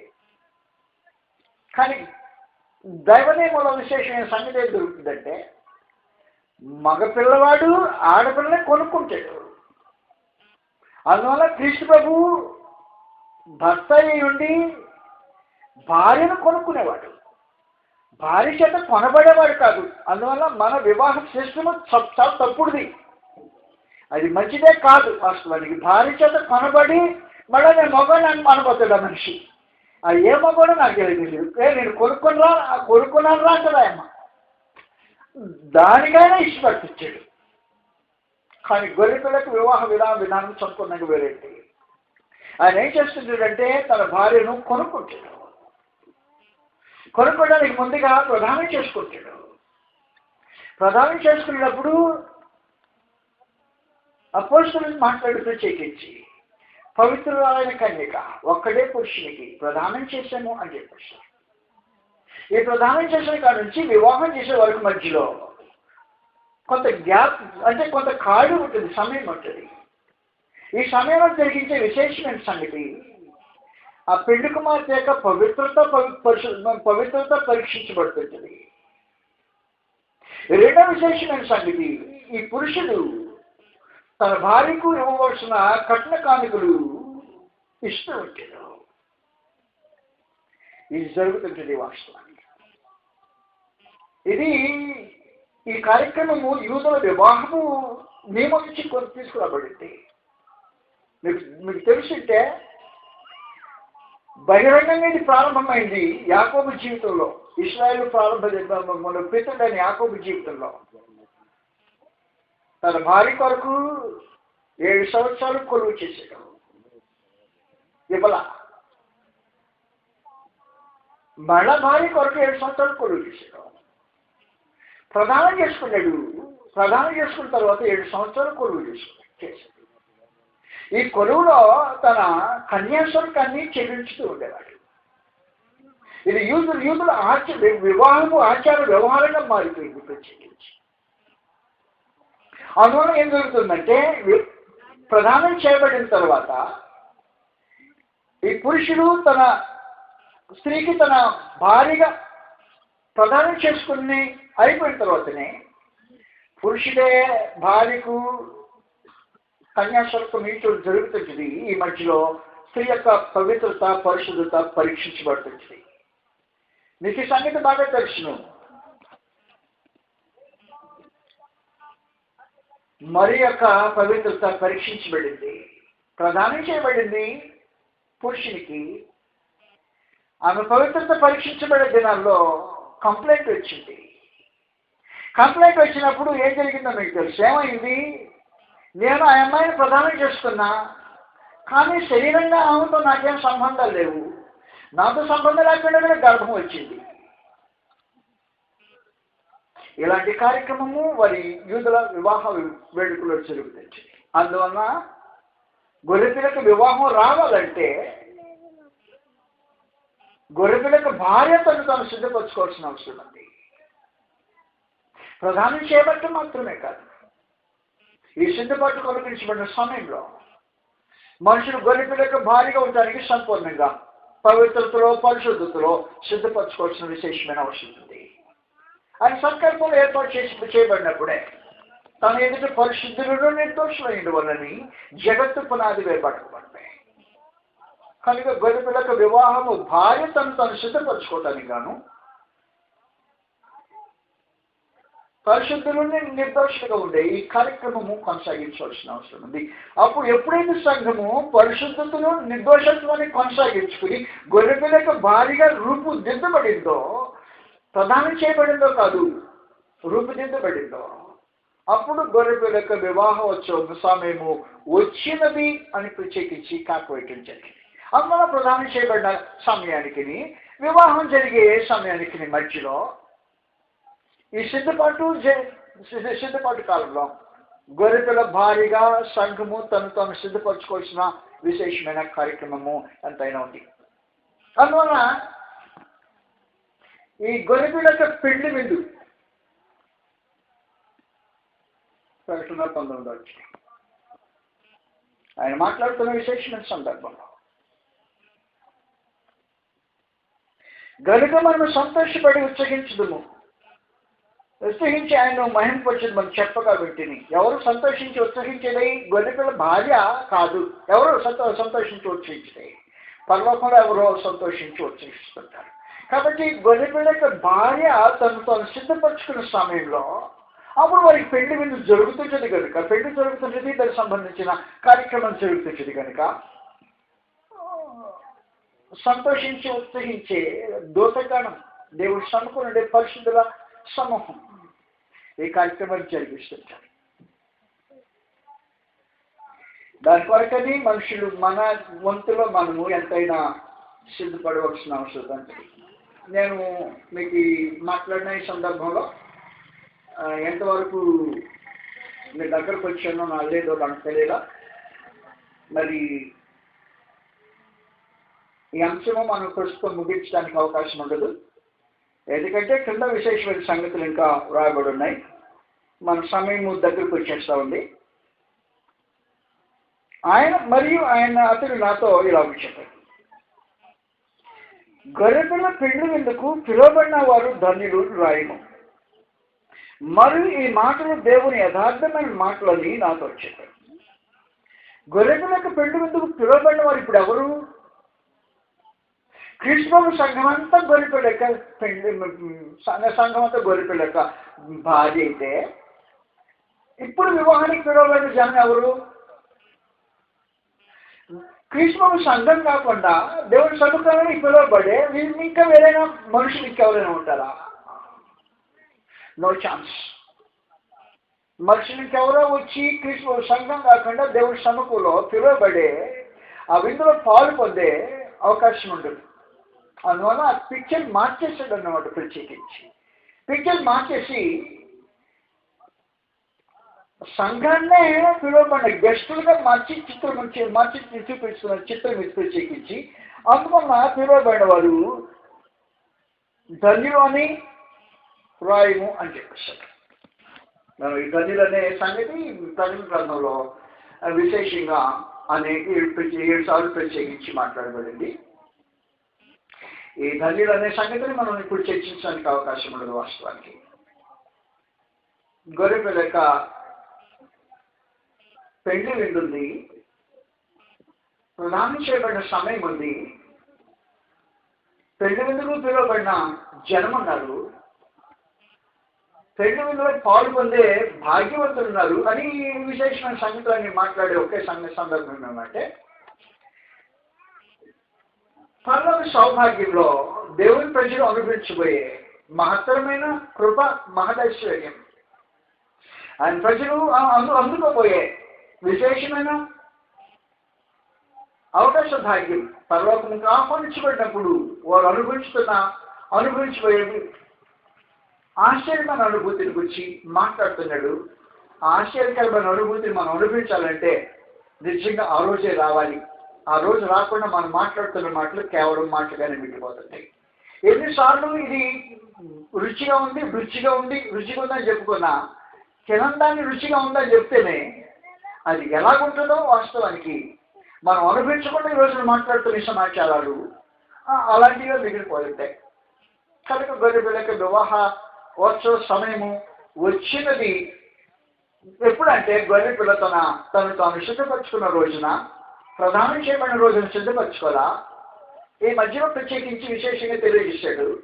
ఏం చేశాడంటే ప్రదానం చేయబడిన దాన్ని మొదలుకొని వివాహం అయ్యే లోపల మధ్యలో వాళ్ళు తెలియజేసిన సమాచారం ఏమంటే, నా జాగ్రత్త గుర్తుపెట్టుకోండి, పెళ్ళైపోయింది, మన జనుల మధ్యలో ఏం జరుగుతుందంటే, కొత్తగా ఇప్పుడే కదా అమ్మాయి పెళ్ళయింది, కొద్దిగా అటు ఇటు పోయి రాకపోకలు జరిగితే అంటే నాకు అర్థం కాదు. రాకపోకలు అంటే ఏంటో, ఇక్కడ ఒకరు 5 రోజులు నిద్ర, అక్కడ ఒక 10 రోజులు నిద్ర, ఇక్కడ ఒక 15 రోజులు నిద్ర, అటు నేను చెప్పాను మీకు అర్థమైంది. ఆ తర్వాత కాపురాన్ని పంపటం అని కార్యక్రమాలు వస్తుంటాయి. కానీ దేవుని యొక్క నియమాలు అలా కాదు. ప్రదానం చేయబడిన తర్వాత నేర్పించే విశేషమైన పాఠం అవుతుంది. ఆ పాఠం ఏమంటే, వివాహం జరిగినప్పుడు సంపూర్ణంగా నివర్త సంబంధం లేకుండా ఉండటము అనేది నేర్పించబడుతుంది. కీర్తన గ్రంథము 45వ అధ్యాయంలో, కీర్తన 45వ అధ్యాయం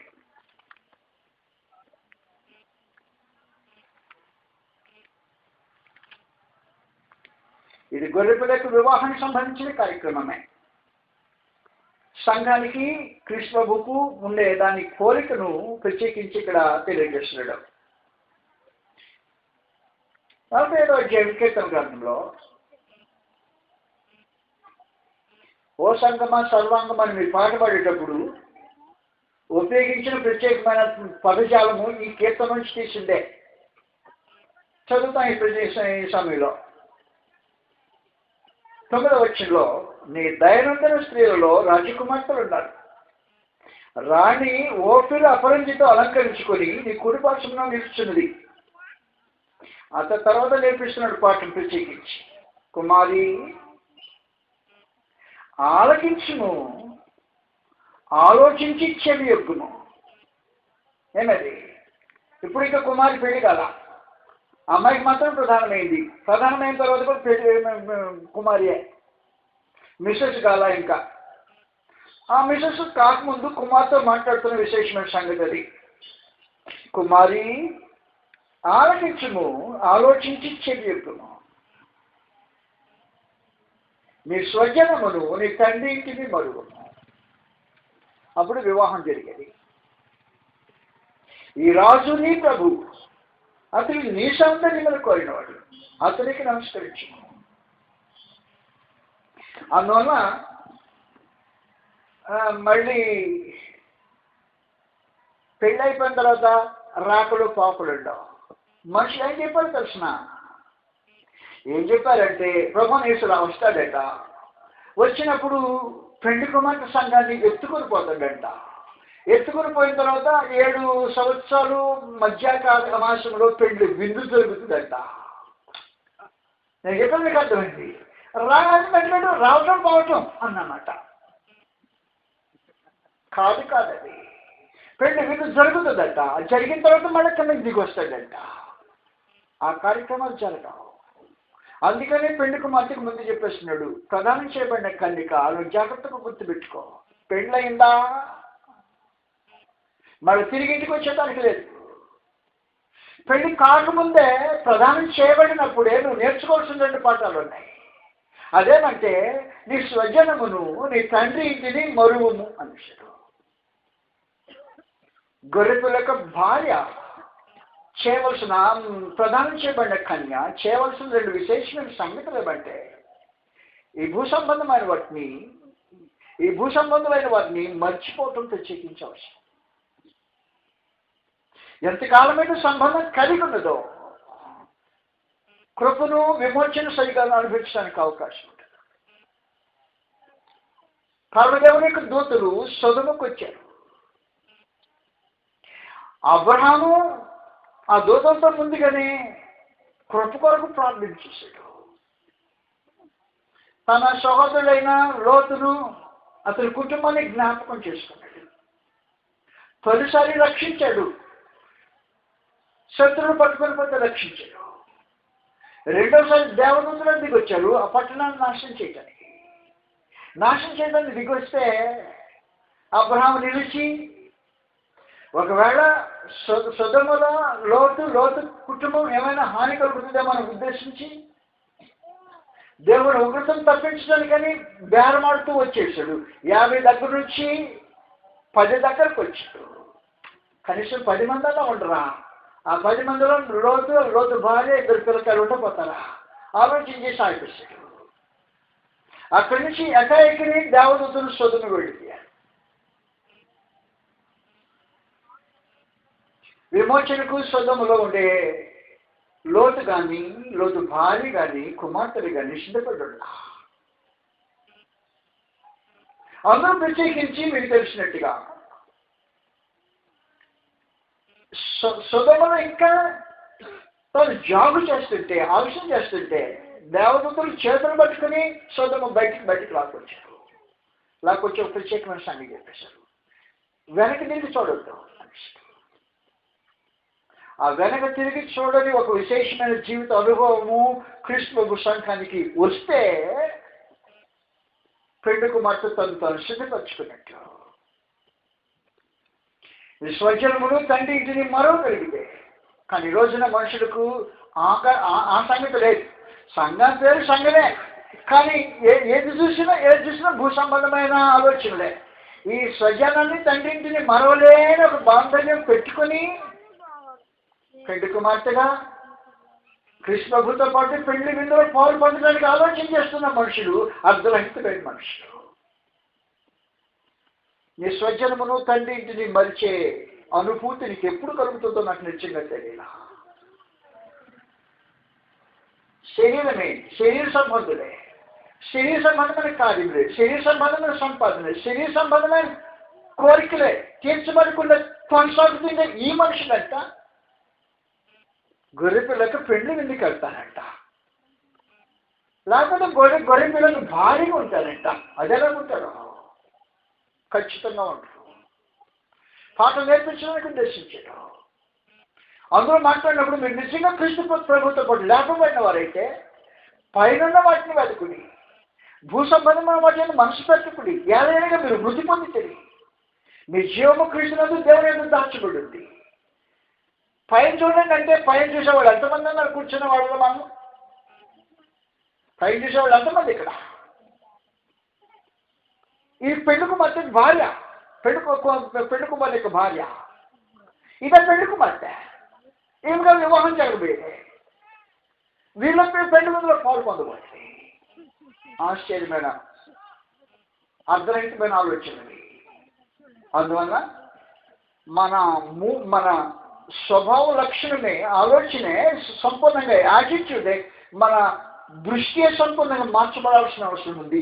నీకు ఏదైనా పెళ్లి కుమార్తె పెళ్లి విందుల గురించి మాట్లాడాలన్నా, పెళ్లి కుమార్తెల గురించి మాట్లాడాలన్నా, దాంట్లో ప్రవేశించే ఆహ్వానాల గురించి మాట్లాడాలన్నా నీకు హక్కు కావాలంటే సంపూర్ణంగా దృష్టియే మార్చబడాల్సిన అవసరం ఉంది. ఈరోజు కృష్ణ సంఘం చెప్పుకుంటున్న మనుషుల్లో భూ సంబంధమైన వాటి ఎందుకు మనసు లక్ష్య పెట్టని, లగ్నం చేయని మనుషులు ఎంతమంది ఉన్నారు? అంతమంది ఉన్నారు.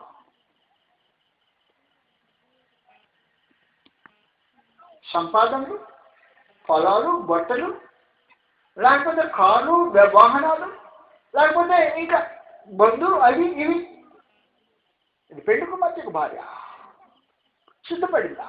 పెళ్లి విందుకు పట్టుకోబోతారా? ఆలోచన తిరిగి చేయాల్సిన అవసరం ఉంటుంది. ప్రధానం చేయబడినప్పుడే నేర్పించే విశేషమైన పాఠం ఏమంటే, కుమారి ఆలకించుము, ఆలోచించి చెవియొక్కుము, నీ స్వజనమును తండ్రి ఇంటిని మరువము. ఈయన నీ రాజు, నీ సౌందర్యాన్ని కోరుతున్నవాడు. పెళ్లి చేసుకోవటానికి సిద్ధంగా ఆలోచన చేస్తున్నాను. కాబట్టి నీకు అనుగ్రహించబడిన ఈ ప్రధానం చేయబడిన తర్వాత సిద్ధపరచబడే ఈ విశేషమైన కార్యక్రమంలో సంఘము ఎంతగానో ఎన్నో రెట్లు ఎన్నో రూపాలుగా తమను తాము దిద్దుకొని మార్చుకోవాల్సిన అవసరం ఎంతైనా ఉన్నది అనే సమాచారము తప్పకుండా గ్రహించాల్సిన అవసరం ఉంది.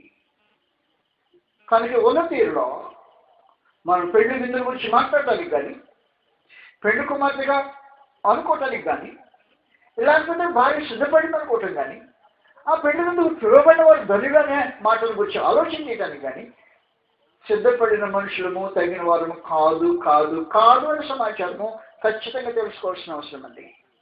అందువల్ల ఇంత పెద్ద లోతైన సబ్జెక్టు మనం మాట్లాడటానికి ఉద్దేశించబడ అవసరం.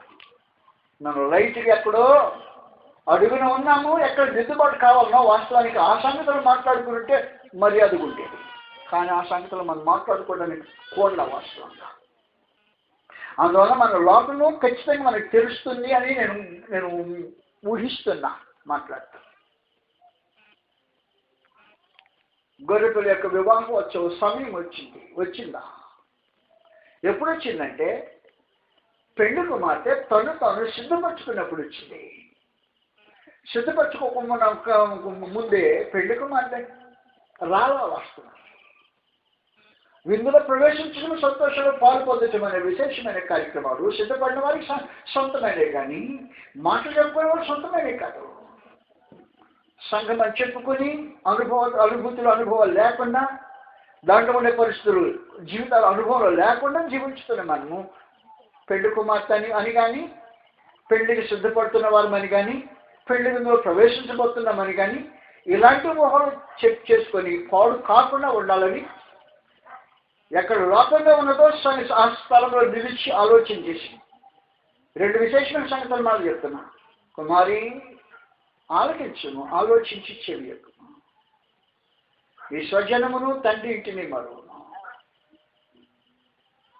నీ భూ సంబంధమైన వాటిని నువ్వు మరవ కలిగి వచ్చిన. ఇదిగో నీ రాజు పరలోకంలో ఉందన్నాడు. నీ దృష్టి ఆయన వైపు మలచగలిగి వచ్చిన. ఆ పెళ్లి కుమార్తె నిజంగా సిద్ధపడిన పెళ్లి కుమార్తె.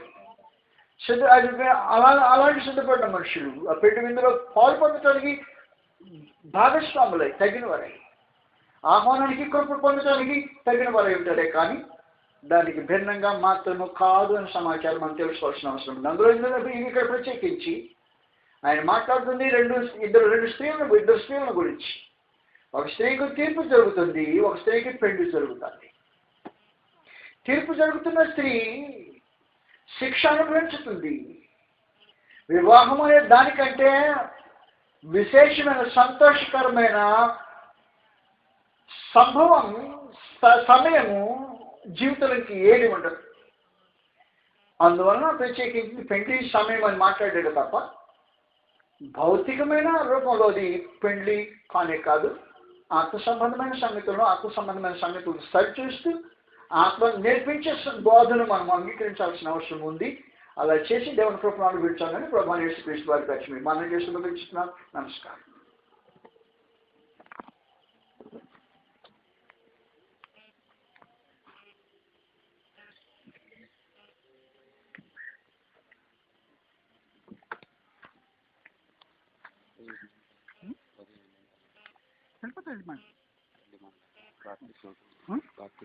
बात